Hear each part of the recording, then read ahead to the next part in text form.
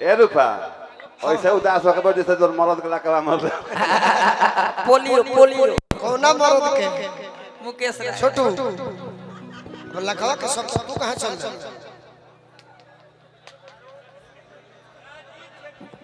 ओकरा के बैठाव ओने का कर तन्मयता के साथ बैठ जा साहब हां जी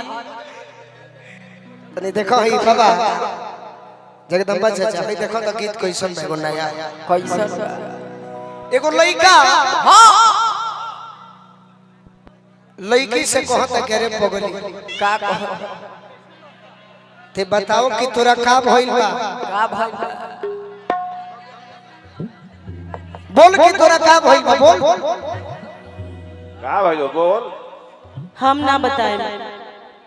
ना बताइबू बोल बोल अच्छा भैया तू लोग पूछो कि एकरा का भइल बा ना बतेबे तोर माई से पूछ ले लइका कहत रह से कहनी हां कि भाई तू लोग पूछो कि का भइल बा कहत सब बवासी मरचाई ढेर खा ले का बाबू सिर के तपरसन कहिए करा ले भी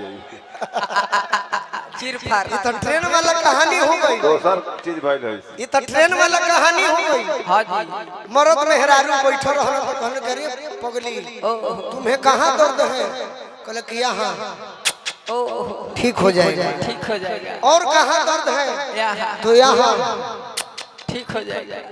ऊपर का बर्थ से गो साधु जी देखत रहले हां जी हे भाई तू यहां यहां के दर्द ठीक करे करो कोनो बवासीरो के दवाई बा इहो चुम के ठीक कर दो हां लइका पूछलन स का के रही भोजपुर जिला के पागल कइले भी एगो सासाराम के रूपवा हां जी एकरा का भइल बा ये छोटे मामा का भइल बा का भइल रे तो हम ही बताओ नी का भइल बा नया गीत कि ऊपरवार भइल बा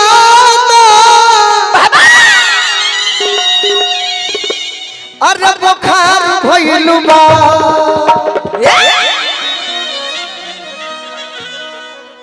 ऊपरवार भइल बा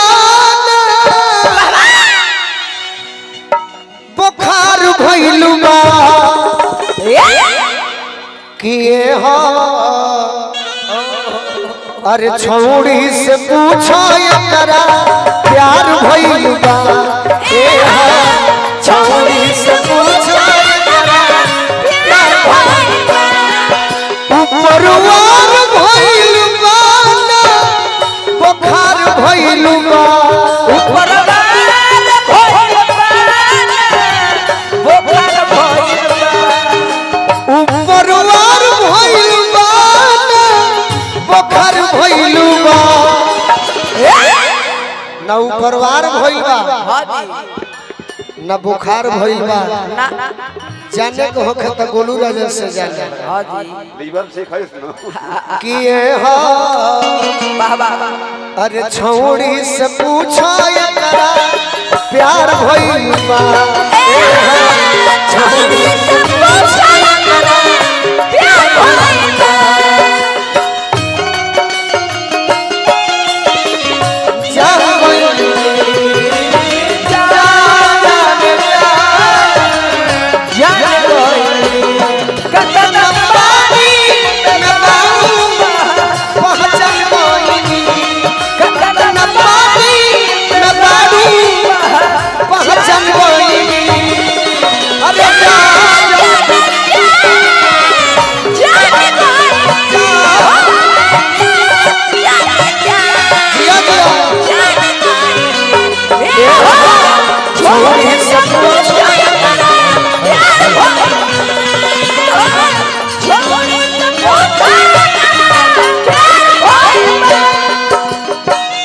देखिए हम लोग कंपनी भरी घाटा में भी है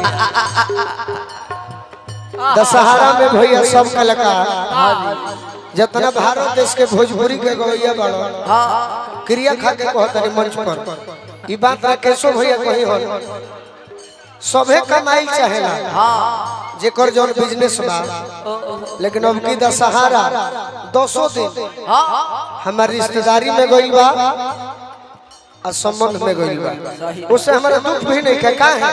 हर एक साल से 3 साल कभी नहीं हुई रिश्तेदारी। जब हमार भाई खुश हुई हो तो प्रभु जी अपने देते हर साल से बेसी इंशाल्लाह। देखिए हम लोग तारा के देता नहीं फंसे जाओ फांसी तो तोहरे में से कहता है कि ये हो छोड़ी से पूछा ये करा प्यार भोला छोड़ी से पूछा प्यार भोला ई लड़की चिन्हाई कैसे कैसे कैसे पूछो माइक में पूछो ना कैसे चिन्हाई कि जुल्फ लहरा तबार खौराइल बहो आँखी हो सो तमुह मुरझाइल बहो यदि जुल्फ लहरात होखे बार खौराइल होखे आँख हंसत होखे मुंह मुरझाइल होखे तन सिलाई लोग तो जनी हो जे केहू से प्यार कइले सही बात कि जुल्फ लहरा तबार खौराइल बहो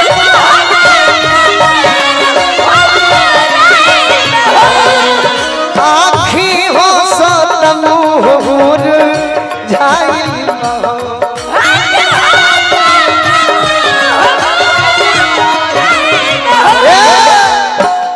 जुल्फ लहरा तबार खौराइल बहो जगदम्बा चाचा ए चाचा आँखी हंसत मुँह मुरझाइल बहो एकर मतलब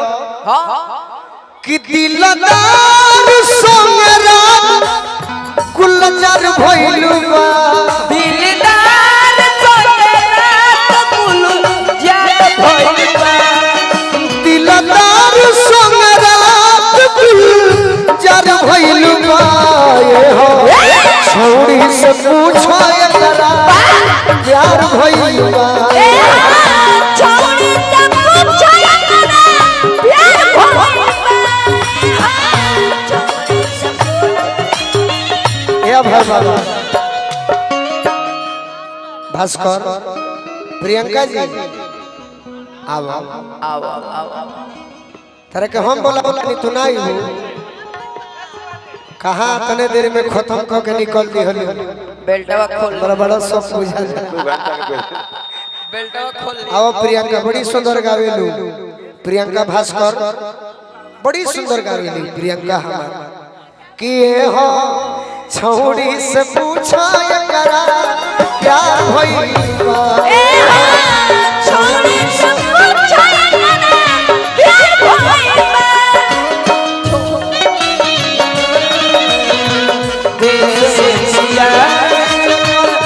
पियावा गइले पर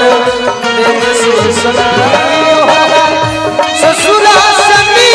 नहीं होले बात पलना बसे ए हम छोड़ी से पूछो एकरा प्यार भइलबा ए हो छोड़ी से पूछो हम कब जननी तहरा के चल डगर में दे डगमगा टाट हो एकर छेना न मुंह में घोटा टाट हो जय हो कम कि एकर सीन पो जवानी सवार भइल बा एकर सीन पो जवानी सवार भइल बा ए हो छौड़ी से पूछो एकरा प्यार भइल बा छोड़ी से पूछो एकरा प्यार भइलबा ए हो छौड़ी से पूछो एकरा प्यार भइल बा छोड़ी से पूछो एकरा प्यार भइलबा ए हो पगली के